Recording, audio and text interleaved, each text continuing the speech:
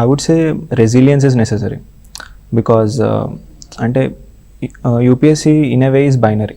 Either we are in the list or out of the list.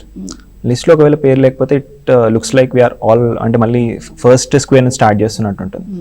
So and to pick one self up after a failure and మళ్ళీ starting నుంచి start చేస్తున్నట్టు అనుకున్నప్పుడు అప్పుడు ఆ resilience అవసరం.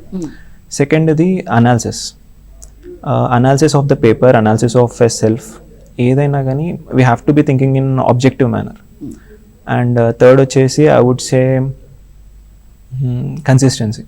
So motivation in the beginning phases of prep ఉంటుంది, but as exam comes by, exam time దగ్గరకు వచ్చినప్పుడు మోటివేషన్ ఉంటుంది, but in the mean while that is the most crucial phase.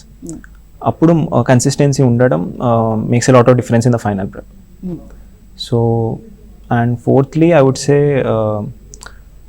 Being introspective. మనది వీ హ్యావ్ టు బీ మనకి మనం నిజంగా మాట్లాడుకోవాలి.